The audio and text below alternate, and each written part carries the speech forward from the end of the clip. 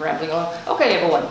So today we read Jhumpa Lahiri's A Temporary Matter. It's from her first book, Interpreter of Maladies, and it is, my understanding is she wrote this book while she was a graduate student, and it was published when she was fairly young, 33, and it won the Pulitzer. And it's really unusual for a book of short stories to win the Pulitzer Prize. Okay? All the stories in this book are quite good. My favorite is Temporary Matter.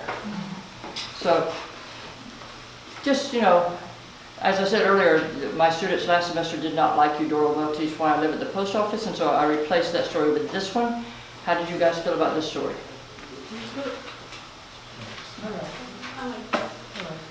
Oh, good then. Okay, I'm glad to hear that. This story was completely different from, say, George Saunders' Sea Oak, because it's much more two human beings who we can imagine are us, or our neighbors, or our parents, right? It's not, no zombies come back. No. So it's just very much two human beings. And the thing that I really like about this story, I like a lot about this story, but one thing that I noticed about this story that's just incredible is the beginning. The beginning of this story, the first 5 paragraphs, are basically a lesson in how to write a short story. I'm going to just go over that right now. So one thing, remember I told you the last class that you start out in what is normal for the family. You start out in stasis. Okay, she did not do this. You notice that immediately we have the disruption. Immediately we have what is going to be different in this family's life. Okay, very first sentence. The notice informed them that it was a temporary matter. For 5 days, their electricity would be cut off for 1 hour, beginning at 8 p.m. So immediately we have the disruption. This disruption is what leads the story. Everything that happens from this story on is going to be because the electricity gets cut off at 8 p.m. for 1 hour. Okay? So the other thing she's done is she's given you the characters, the why, and the where. The very next, for the rest of this paragraph, you find out the where. Where is this story set? Where is the place of this story? A line had gone down in the last snowstorm, and the repairmen were going to take advantage of the milder evenings to set it right. The work would affect only the houses on the quiet, tree-lined street within walking distance of a row of brick-faced stores and a trolley stop, where Shobha and Shukumar had lived for 3 years. So now you know where you are. How would you describe this area? Would you say, immediately, country, city, suburbia, quiet neighborhood? Maybe a small, quiet neighborhood. A small, quiet neighborhood. So basically suburbia. Yeah, okay. So you know where you are. You also know the characters, Shobha and Shukumar. In the first paragraph, you get the disruption, you get the place, and you get the characters.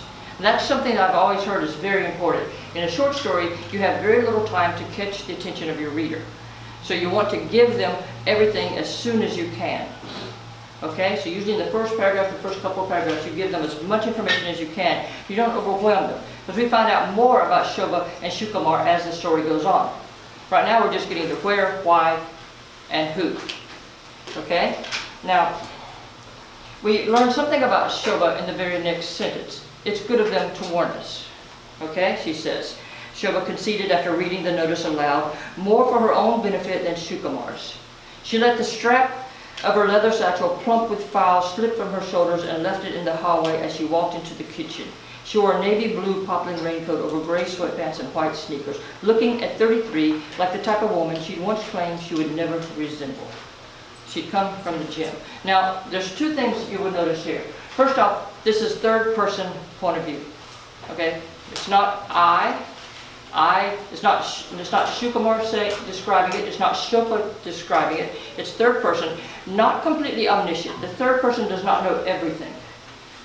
A story can have a third person that knows everything, but in this story, it's filtered through Shukumar's eyes. We have the third person who knows much, and then we have the third person filtered through Shukumar's eyes, and what Shukumar thinks, what Shukumar does.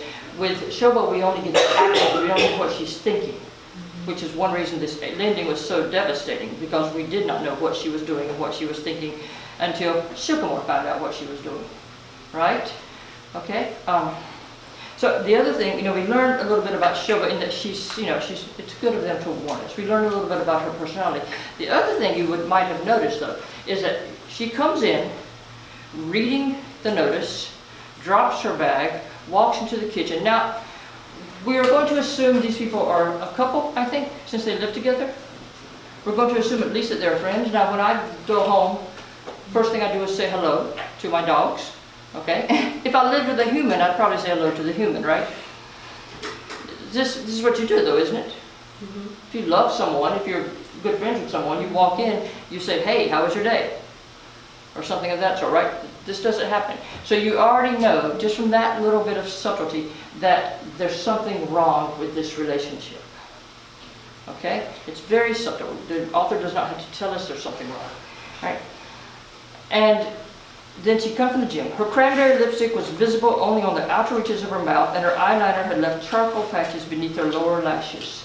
She used to look this way sometimes, Sycamore thought. So the point of view is filtered through Sycamore.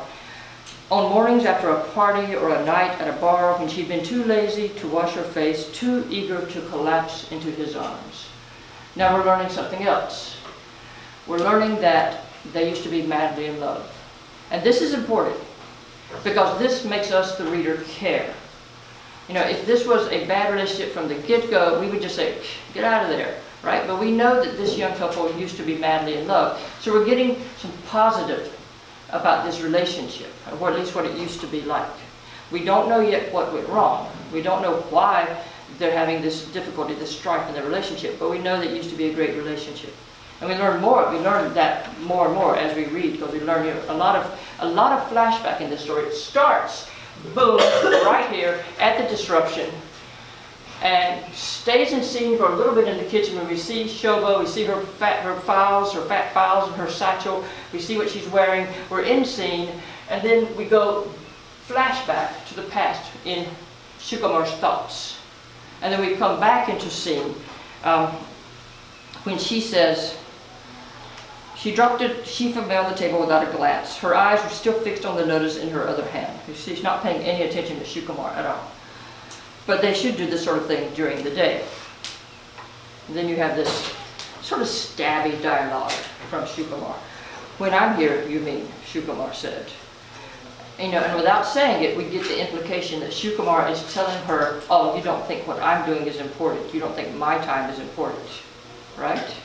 And it's just a little bit of a dialogue just to make us cringe a little bit. It's like the beginning of a fight.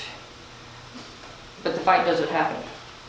He put a glass lid on a pot of lamb, adjusting it so only the slightest bit of steam could escape. Okay, now, I don't really go for symbolism in stories or poems. I'm really like, oh, don't do that, don't go there. But this is a great image. Because what's just happened is, Sycamore has given us that little bit of steam escaping when he says, when I'm here, you mean, during the day. They should just do this during the day and disrupt my day. And the fight doesn't happen because he lets off just that little bit of steam. Just that little bit of anger escaping. And then we back off. Okay, so we don't have an explosion. We just have a little bit of steam escaping. So it's a great image. And you know exactly where you are, right? And it's also another thing that's important about this particular scene. We're still in the first 5 paragraphs. Food is very important in this story, right? Food comes back again and again. And so it's important that we got food in the first part of the story. Still very early in the story. We know where we are. We know something bad has happened, but we don't know what. We got the disruption that's going to change their life. And we've got the food. And we've got the characters. So we've got this really great scene. So pretty much everything that's going to happen in this story is right here. Okay? And then we have the, we see what he's been doing. Now we know Shoba comes home from somewhere with a satchel full of fat files, so we've assumed she works in an office or something. I think later we find out she's a proofreader, but something of that sort.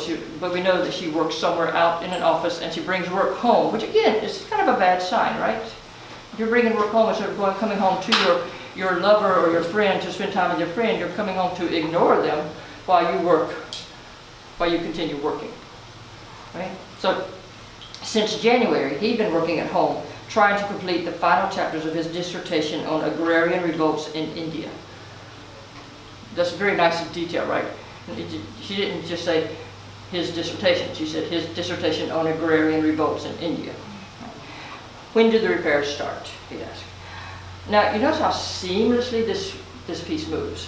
You have her coming in, reading the notice, and dinner's being cooked, and he asks when did the repairs start. It says March 19th. Is today the 19th?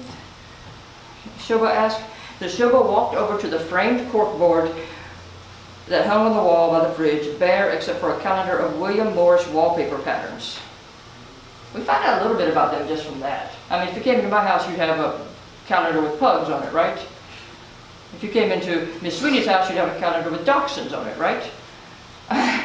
So we learn about them right here. This is some kind of domesticated thing, wallpaper patterns, right? So we see some hints of what used to be a good marriage, okay?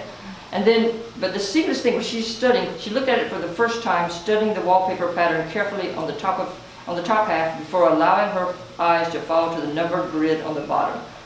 So I mean, it's March. They got the calendar in at Christmas, which we find out just in the next line, and she's just now looking at it. So this tells us something. This tells us something's going on in her life, that she's distracted. Yeah, she's not paying attention to the world around her. A friend had sent the calendar in the mail as a Christmas gift, even though Shobha and Shukumar hadn't celebrated Christmas that year. Okay, that tells us so much right there. Now, if it had been Shobha and Shukumar never celebrate Christmas, then Jhumpa Lahiri would have said, even though Shobha and Shukumar didn't celebrate Christmas, or don't celebrate Christmas, or never celebrated Christmas. Instead, it was didn't celebrate Christmas that year. So we know something so horrible has happened that they're not even celebrating this major holiday, which they did celebrate in the past. That's why it's that is very important. Okay? Today then, Shobha announced, you have a dentist appointment next Friday, by the way. And it's the seamless movement. Like the author takes her to the calendar, gives us this important information that something so terrible has happened that they didn't celebrate Christmas that year, and then sees the dentist appointment, mentions it to Shobha, and then Shobha runs his tongue over his teeth and remembers he hasn't brushed his teeth that day. Okay, it's late at night. It's almost 8 actually. It's 7:30, I think we learn later, because the lights go off right when they finish cooking. Okay, so he hasn't brushed his teeth all day long. So we learn, something very important here. Also, this is a gift to the reader. They hadn't celebrated Christmas that year. You have to give the reader some kind of gift to make them continue to read. Beautiful language does it, plot does it, the disruption, conflict does it. But they hadn't celebrated Christmas that year. That promises us that something bigger is coming. That promises us that this is the disruption that's happening right now, but this disruption, this conflict is going to be minor in comparison to whatever it is that's so impacted their life, that they're not speaking to each other, that they're ignoring each other, they're doing these little jabs, during the day. When I'm here, you mean, Shukumar said. And, this tells us that something bigger is coming. And that will keep us reading. Knowing that there's a bigger conflict coming will keep us reading. Okay? So, today then, Shobha announced, you have a dentist appointment next Friday, by the way. He ran his tongue over the tops of his teeth. He'd forgotten to brush them that morning. It wasn't the first time. Okay. He hadn't left the house at all that day, or the day before. The more Shobha stayed out, the more she began putting in extra hours at work and taking on additional projects, the more he wanted to stay in, not even leaving to get the mail or to buy fruit or wine at the stores by the trolley stop. Okay, so again, more hints that something has gone bad wrong. This person has just locked himself in the house, not brushing his teeth, and Shobha's taking on more work projects, staying at work longer. Okay, so more hints, more promises that something big is coming. Okay. 6 months ago, in September, Shukumar was at an academic conference in Baltimore when Shobha went into labor 3 weeks before her due date. He hadn't wanted to go to the conference, but she had insisted. It was important to make contacts, and he would be entering the job market next year. Is there a baby? You've read this far. Okay, I read this story a long time ago, and I've read it since then many times. This is the first time you've come to the story, right? Are you at this point thinking, there's no baby? If there was a baby, we would have been introduced to it already, right? So you know something bad has happened to the baby. Yeah, and then we find, but we don't find out immediately. We get this wonderful, again, setting. We get this scene. We get the, her telling him that's okay. Her friend Gillian, who does come back later because they go out drinking to get away from his mother, is going to give her a ride to the hospital if she has any kind of emergency, and she has his phone number.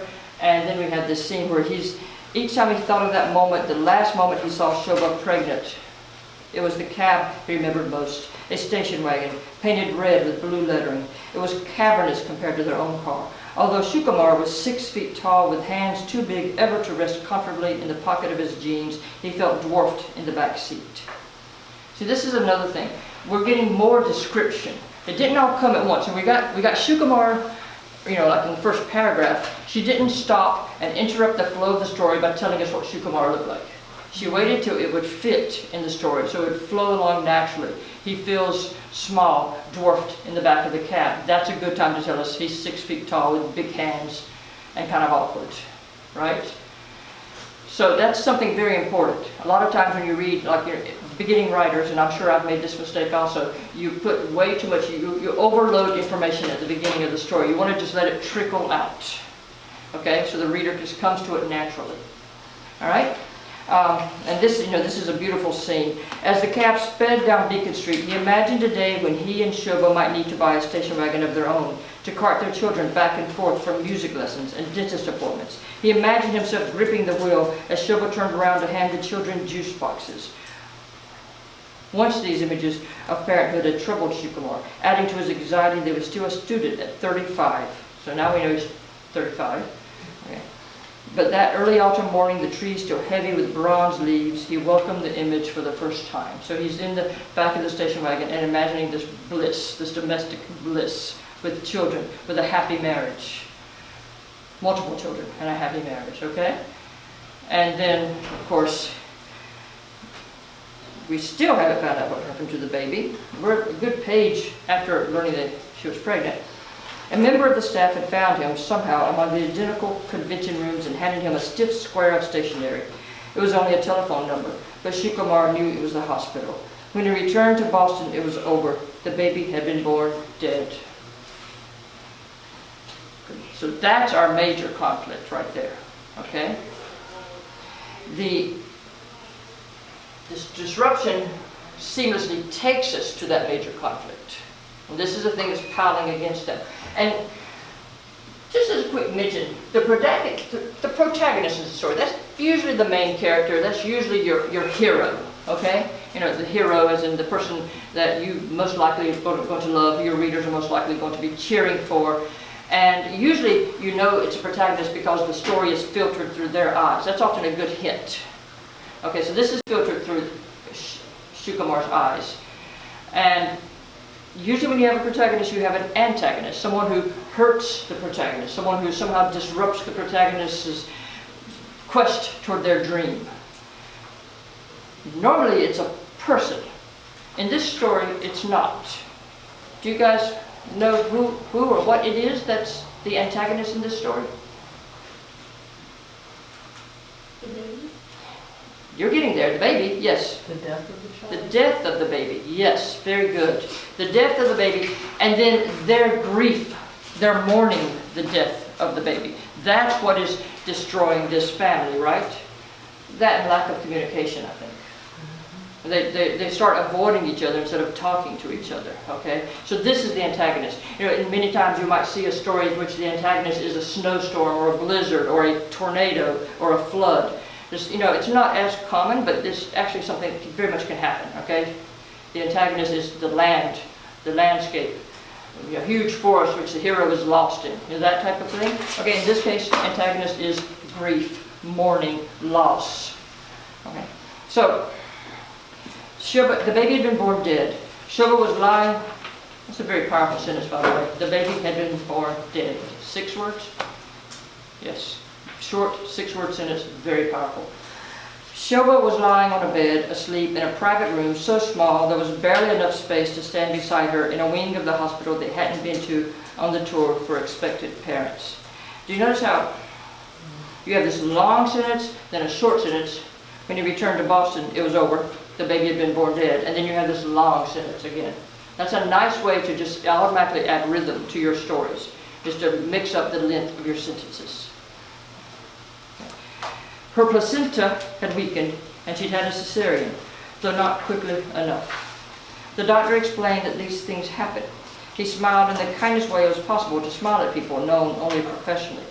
Shoba would be back on her feet in a few weeks. There was nothing to indicate that she would not be able to have children in the future. These days, Shoba was always gone by the time Shukumar woke up. He would open his eyes and see the long black hair she shed on her pillow and think of her dressed, sipping her third cup of coffee already, in her office downtown, where she searched for typographical errors in textbooks and marked them in a code she had once explained to him with an assortment of colored pencils. She would do the same for his dissertation, she promised, when it was ready. So again, we're learning more and more about these characters, and we're learning more and more about the lack of communication. As she gets up, he stays in bed. And we learn, in the next few sentences, that he stays in bed until noon, just staring at the ceiling, until he just is so bored he has to get up. Right? He stares at the slightly open closet where his clothes are that the semester before he was teaching. He had to choose which corduroy pants and tweed jacket, I believe it was, that he was going to wear to go teach in. But now we get more and more information about these people. This is depression, right? You lay in bed till 12, and then we learn that he doesn't even work on his dissertation. He pretends to work on his dissertation in order to block out Shoba. When she comes in before going to bed, he'll hear her coming, he puts down the novel he's reading and pretends to type some sentences, but he's not even working on his dissertation. So this family is really stuck, right? Okay, so you guys, I asked you in your question, what did you learn about Shoba and Shukumar as this flashback, this information that's being given to you? What do you learn about, like when he goes to brush his teeth? Do you remember how he brushed his teeth? Or what he brushed his teeth with? Like a hard toothbrush. A hard toothbrush. It made his gums bleed. So he's not taking care of himself. That's why his gums are bleeding. Do you remember another detail about the toothbrush? It was an extra one meant for Gus that they decided to stay. Excellent. It was a brand new toothbrush. It was an extra one that was meant for guests. There was a whole bucket of them, as I understand. There was a lot of them. So we learned that they used to have guests, right? They used to have guests. They used to have people stay over. They had, and we learned. What do we learn about Shukumar? That has done this. Went out and bought extra toothbrushes. And you also remember she would go to the market every Saturday, buy lamb and goat, and she would can food. Remember, she would can chutneys. And she just had a whole freezer full of meat and a whole pantry full of things she had canned. What do you learn about her from this? She likes to be extra prepared for any situation. She's a Boy Scout. She's always prepared. He says that, right? That people could drop by on a moment's notice, and because she had all of this stuff, all the canned foods and all the meat, she could prepare a meal that looked like she'd spent hours on it, even though it only taken her a few minutes. It's because she was already prepared. She has lots of extra toothbrushes, has plenty of extra food, and do you remember after that we see Shukumar? He never shops, and he started cooking for her. She used to be the cook. Now he's cooking. He's home all day. He's not working on his dissertation, though she doesn't know that, and she's out working more and more and more. So he's cooking for her, and he's going through the supply. Remember, pretty much soon they won't have any food in this house. Because it's just dwindling. The supply that she had is just dwindling. And how many guests have they had since the baby died? Do you remember? One, correct. Shoba's mother. Yes. And what does Shoba's mother think of Shukumar? What's the very devastating thing she said to him? He wasn't there. He wasn't there when the baby died. He wasn't there when her placenta weakened. He wasn't there when cesarean happened. Now we know that Shoba encouraged him to go to the conference, right? But still, it's pretty devastating. It works in a lot of guilt towards Shukamar. The thing is in this story is, do you remember when I talked about the Pixar film and you have, every day we did this. Every day, this, and this. And we learned what the everyday was in this story in the past, before the death of the baby. And we learned what the everyday in the story is now, in the current situation. Right? So every day we did this. Every day since the baby has passed, the Shobha comes in with her satchel full of files and goes into the living room, right, and watches TV or works on those files. She has all the multicolor pencils and she ignores Shukamar. Shukamar cooks. Every day, they take their food, they each serve themselves from the pot, and they go their separate ways with their food. Every day, Shukamar, after dinner, goes to, what room in the house does he go to?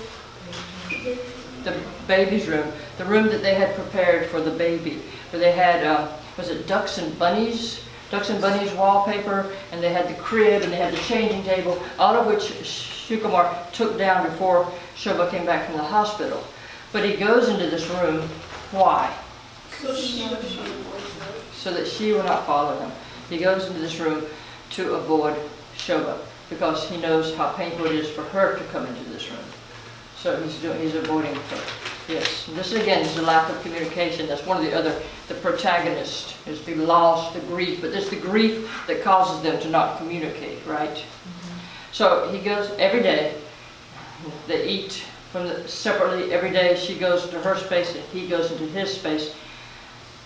But then one day, this happens. One day we have a disruption. One day, Shobha comes home to find a notice from the electric company saying that the electricity is going to be turned off from 8 p.m. to 9 p.m. for the next 5 days. Okay?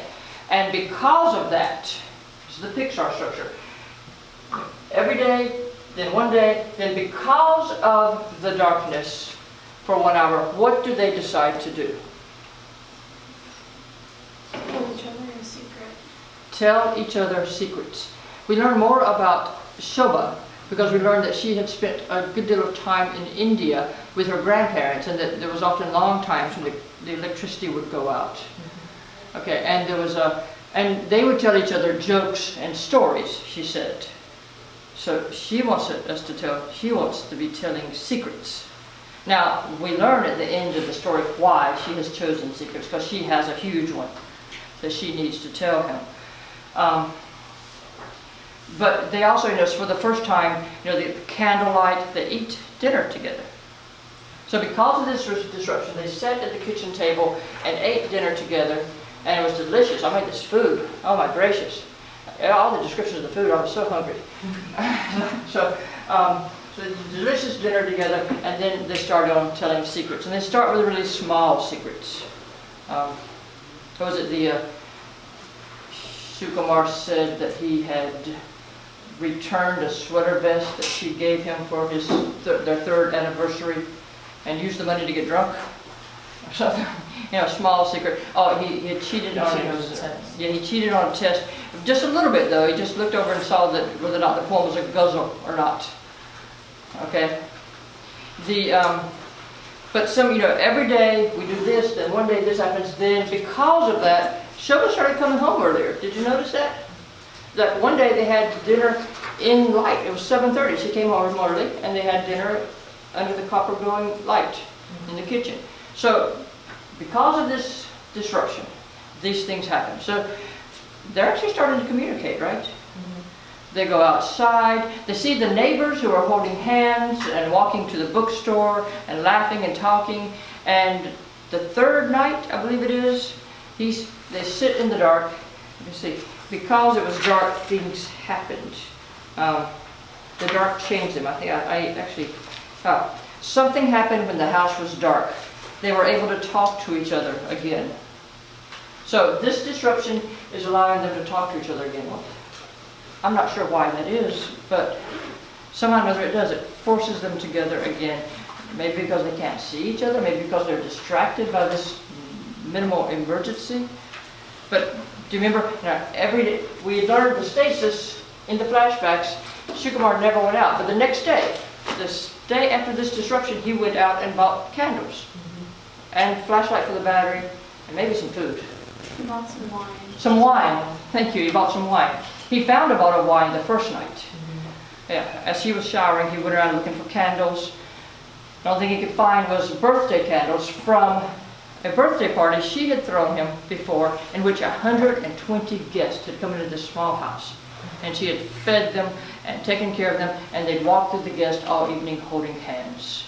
So this is what we learned. This was a beautiful marriage, a wonderful, lovely marriage, and they were very happy, right? And just learned this from his, looking for, again, it's seamless. Because he has to find candles, we find out this information about them. Everything just sort of flows, right? It's all natural. And then, and everything changes. This disruption is great. Everything changes. Shukumar starts brushing his teeth, thank God. And he goes out, and she starts coming home early, and they start communicating. They start talking. And he's thinking all day long about what secret he's going to tell. And we don't know what she's thinking. Until the end, we don't know what she's thinking. Okay, but he's like, just, feeling, he's starting to think maybe that the relationship is going to work out again, right? Because they're communicating. And then on the third night, something happened when the house was dark. They were able to talk to each other again. The third night after supper, they sat together on the sofa. And once it was dark, he began kissing her awkwardly on her forehead and her face. And though it was dark, he closed his eyes and knew that she did too. So every day we do this, but because of this disruption, this happened.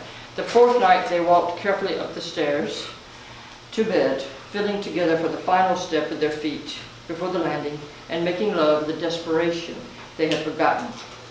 So, it's really beautiful the way they're together, though. Like they're feeling together for the final landing. It's like this togetherness. And he knows her eyes are closed, even though he can't see her eyes. So you really see this, this beautiful relationship and how well they know each other, except for these secrets that they did not know about each other.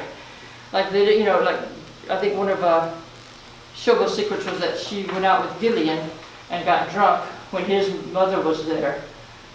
And he's thinking to himself, oh, that was such I a... thought it was the other one. No, this was before the baby died. So, yeah, I don't remember when exactly it was, but his mother, his mother was still mourning the loss of her husband from 11 or 12 years before. Mm-hmm. And Shukumar was awkward and didn't really know what to say to her, but Shoba was very good with her. But she'd had enough and just went out and got drunk, right? Claimed she had to work late. So, these kind of secrets are being told. So they are learning, they know so much about each other, but suddenly there's things they don't know about each other, right? And then so it's the fourth night they make love, and the electric's going to be out 5 nights, except when she comes home the next day, they get another notice that says that work has been finished early, right? And then they have, but they still have dinner together. They still have the bottle, the beeswax candle, the wine. They go ahead and turn off the lights, and then what happens after dinner? What does Shoba say to him? Remember, she turned the lights back on. And she said, I want to be able to see your face when I tell you this. And he's thinking that the only other time she's ever said that was when she told him she was pregnant. Yes.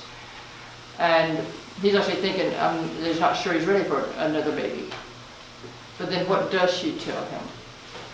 Just looking at my apartment. Yeah, as we, am I correct? I was thinking they were working it out, right? Yeah, we all thought, they're holding hands, they're talking, they go up and make love. So it seems like they're working it out. But in fact, the secret that she's been keeping all week, that she needs to tell him, is that she's been looking for another apartment, and she's going to be moving out. Okay, so I'm devastated. He's devastated. She's not devastated because she knew what was coming. And she made up this game in order to be able to work up and tell him this big secret, right? This is a wonderful story. But then, now, Shukumar is very hurt by this, right? And what does he do in response? He tells her a big secret that he was never going to tell anyone. And what was it? that after the baby, when he arrived at the hospital, he held the baby. The doctors, he didn't want to at first, but the doctor said this will help your grieving process. He held the baby, and it was a boy. And so she did not want to know that. When she had an ultrasound, she had asked the doctor not to tell her.